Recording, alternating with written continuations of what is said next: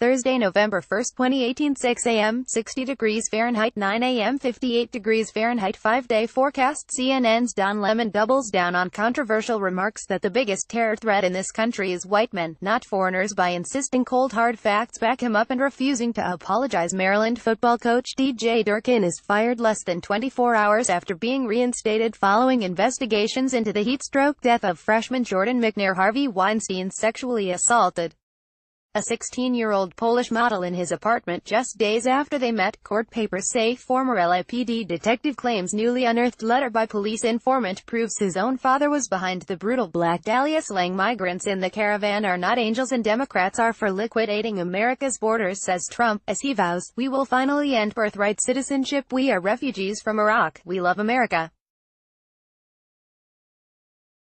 Brother of alleged bomb maker charged with building weapons of mass destruction in a $2.4 million Vegas condo says sibling was there to party with two chicks, not build bombs. Senior Google executive leaves the company with no severance after being accused of sexually harassing a young female job applicant by taking her to Burning Man and asking her to remove her shirt for a massage. Irish passenger, 25, tries to break into the cockpit and assaults a flight attendant on a Delta flight from LA to Sydney. Officials say Orville Dam spillway will be ready for winter, but the $300 million cost has spiraled to $1.1 billion.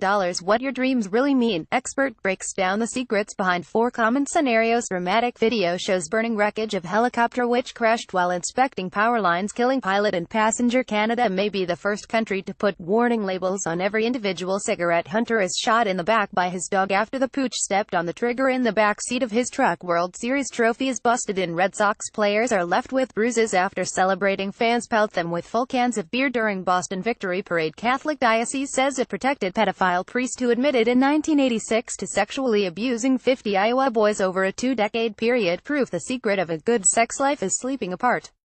By world-renowned sleep expert Professor Matthew Walker, who swears by it himself. Horrific video of St. Louis daycare fight club shows toddlers punching each other's heads into the floor and crying on the sidelines while their teachers jump up and down in excitement. Men should start a family before they turn 35 to avoid their children having birth defects or being born prematurely. General Motors offers voluntary buyouts to 18,000 workers in a bid to cut costs after posting $2.5 billion profit, but warns it will consider layoffs if it doesn't get enough takers. Woman, 24, is arrested for killing her downstairs neighbor who was found with her throat slit in their luxury Manhattan apartment complex in what may have been a resident dispute. First pictures. Sisters found drowned and duct taped together had been ordered home by the Saudi government a day before their bodies washed up in a year after they fled to a shelter and begged police not to tell their family where they were. Most billionaires are not gracious philanthropists like Bill Gates but arch-conservatives obsessed with cutting taxes, especially the estate tax. New study shows cutting off my cruel mother finally set me free. It sounds so shocking, but in this haunting account Harriet Brown says it was the toughest and best decision she ever made. Google takes on Apple's Memoji with Android Emoji Mini that uses AI to create personalized characters. Meetings between Tory ministers and DUP MPs have taken place once a month. Coordination committee has been attended by David Lidington.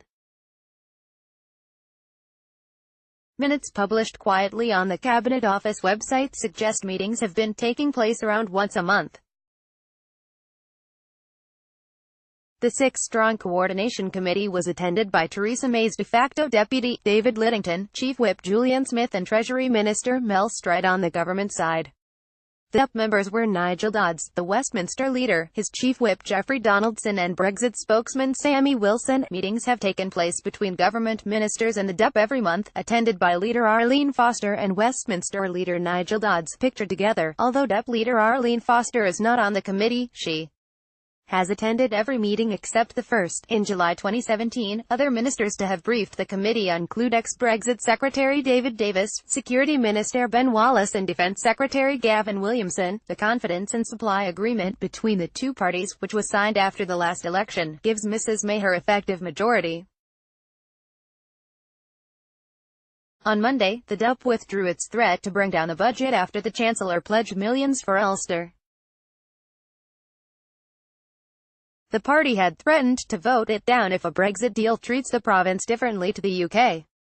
The six-strong coordination committee was attended by Theresa May's de facto deputy, David Lidington, Chief Whip Julian Smith pictured leaving Downing Street last month, and Treasury Minister Mel Stride on the government side. Advertisement: female today, don't miss.